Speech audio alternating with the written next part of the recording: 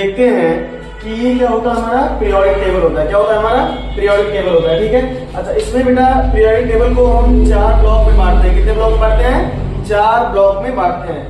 S block, P block, D block और F block. ठीक है, ये दोनों कॉलम किसके हैं? एस ब्लॉक के हैं। ये सारे कॉलम कहाँ के हैं? P block. ये बीच वाला क्या है? D block. और ये वाला क्या है? F block. ठीक, अच्छा ये डी ब्लॉक के जो तत्व होते हैं बेटा, ये डी ब्लॉक के जो सारे तत्व होते हैं, ये कौन से तत्व कहलाते हैं? संक्रमण तत्व कहलाते हैं। कौन से तत्व?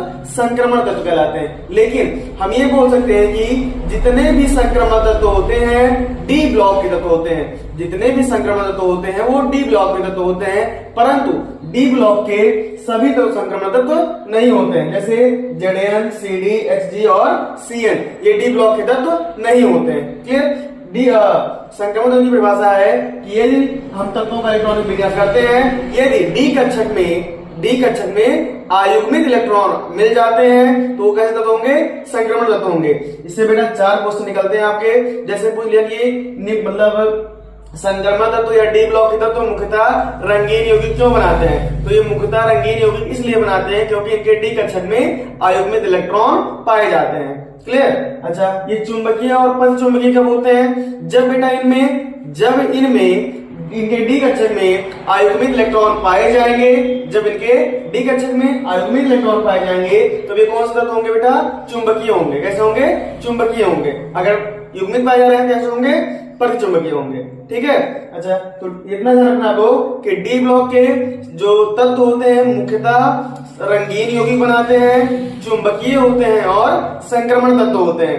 यह ब्लॉक क्या बोलते हैं बेटा? अंतः संक्रमण तत्व। यह ब्लॉक क्या बोलते हैं? अंतः संक्रमण तत्व। ठीक, अंतः संक्रमण तत्व में क्या कहते हैं? लेंथेनियम और एक्टेनियम, लेंथेनाइट श्रेणी और एक्टिनाइट श्रेणी, है ना।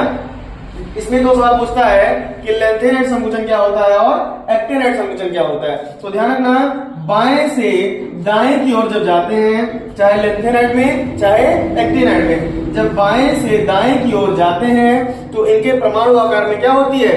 कमी होती है।